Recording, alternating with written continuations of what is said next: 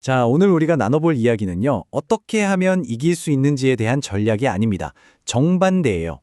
이기려는 그 지치는 싸움에서 한 발짝 물러나서 비로소 자유로워지는 길, 존 보글의 철학이 담긴 위대한 포기에 대한 이야기입니다.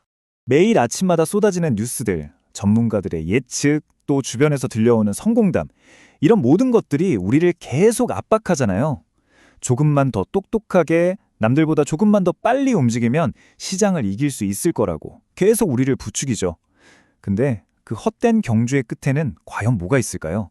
아마 깊은 피로감, 그리고 텅 빈 계좌뿐일지도 모릅니다. 이 헛된 경주의 본질을 아주 쉽게 설명하기 위해서 존 보글이 즐겨 사용했던 비유가 하나 있습니다. 처음에는 미국이라는 나라 전체를 소유했던 가트락스라는 가문의 이야기인데요. 한번 들어보시죠. 자, 이 가문은 미국 기업 전체를 소유하고 있었어요. 그래서 기업이 성장하는 만큼 가문의 재산도 그대로 늘어났습니다. 어떤 수수료도 없고 중개인도 없었죠. 그러니까 시장의 수익이 곧 가문의 수익이었던 겁니다. 아주 완벽하게 단순하고 공평한 게임이었어요. 그런데 어느 날 도우미라고 불리는 사람들이 나타납니다. 그리고 가문 사람들한테 이렇게 속삭이죠. 제가 다른 친척들보다 훨씬 더 부자로 만들어 드릴게요. 바로 이 사람들의 등장이 이 단순했던 게임의 모든 규칙을 완전히 바꿔버립니다. 핵심은 사실 이겁니다. 가문 안에서 아무리 주식을 사고 팔아 봤자 가문 전체의 부는 절대 늘어나지 않아요. 그저 한 사람의 주머니에 있던 돈이 다른 사람 주머니로 옮겨갈 뿐이죠. 이게 바로 제로섬 게임입니다. 하지만 바로 그 도우미들이 수수료를 떼어가는 순간 이 완벽했던 제로섬 게임은 무너집니다. 가문 전체가 나눠 가질 수 있는 파이의 크기가 기업이 성장한 것보다 조금씩 계속해서 작아지기 시작하는 거죠. 투자자들이 서로를 이기려고 하면 할수록 정말 아이러니하게도 투자자 집단 전체는 필연적으로 더 가난해지는 마이너스 섬 게임으로 바뀌고 마는 겁니다. 이 우화는 결국 아주 차갑고 냉정한 수학의 문제로 돌아옵니다. 이제부터 우리는 장기 투자의 성과를 아주 조용히 하지만 무자비하게 파괴하는 비용이라는 폭군에 대해서 이야기해 보려고 합니다. 이 표를 한번 보세요. 여기서 정말 중요한 건요. 연 2%라는 어떻게 보면 사소해 보이는 비용의 차이가 시간이 지나면서 얼마나 파괴적인 결과를 만들어내는지입니다. 50년이 지나면 액티브 펀드 투자자는 시장이 벌어다준 부의 무려 60%를 그냥 도우미에게 빼앗기게 되는 거예요. 이건 복리의 마법이 아니라 복리 비용의 폭정이 모든 걸 집어삼킨 결과입니다. 존 보글은 이걸 이렇게 표현했어요. 투자자는 자본의 100%를 대고 위험의 100%를 감수하는데 정작 그 수익의 약 70%는 금융 시스템이 가져간다고요? 이 숫자가 주는 무게감이 좀 느껴지시나요? 근데 문제는요. 우리가 눈으로 보는 그 운용 보수가 전부가 아니라는 겁니다.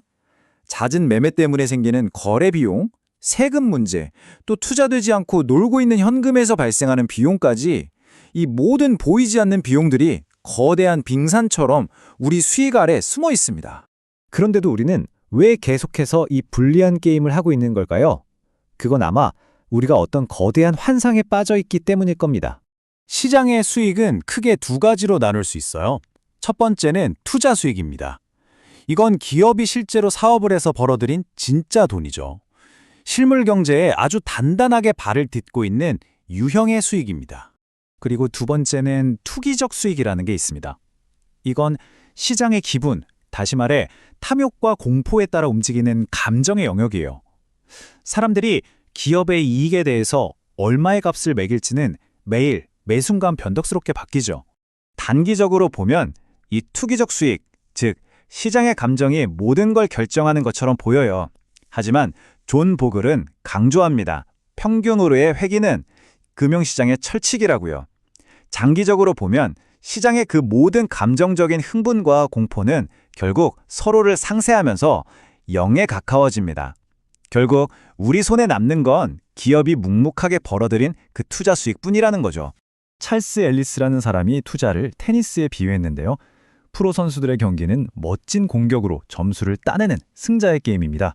하지만 아마추어들의 경기는요. 상대방이 실수하기를 기다려서 점수를 얻는, 즉 실수를 덜하는 사람이 이기는 패자의 게임이죠.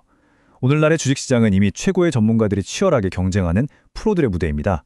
우리 같은 아마추어가 거기서 화려한 공격을 하려고 하는 건 그저 실수를 연발하면서 자멸하는 길일 뿐이라는 겁니다.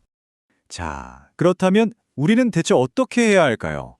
이 모든 냉정한 진실을 마주하고 나면 좀 놀라운 결론에 이르게 됩니다.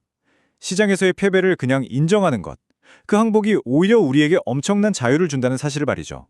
그리고 이 말은 보글의 해결책을 정말 명확하게 보여주죠. 위대한 소수의 기업, 그 바늘을 찾으려고 애쓰지 말라는 겁니다. 대신에 시장 전체, 그러니까 건초 더미를 통째로 사버리라는 거죠. 그러면 그 안에 있는 모든 바늘을 확실하게 내 것으로 만들 수 있으니까요. 그래서 보글은 시장이 혼란에 빠졌을 때 우리가 해야 할 행동에 대해서 가장 단순하면서도 가장 깊은 조언을 남겼습니다. 무언가 하려고만 하지 말고 그냥 거기 서 있어라. 시장이 무너질 때 팔고 싶은 그 공포, 또 시장이 급등할 때 뒤처질까봐 더 사고 싶은 그 탐욕 앞에서 아무것도 하지 않는 것, 그것이야말로 가장 강력한 행동이라는 뜻입니다. 결국 우리에게 이런 질문이 남는 것 같습니다. 이 모든 것을 다 이해하고 나서도 광풍이 몰아치는 시장의 한가운데서 그저 묵묵히 서 있는 것. 어쩌면 투자에서 가장 어려운 일은 바로 그거 아닐까요? 아무것도 하지 않는 것 말입니다.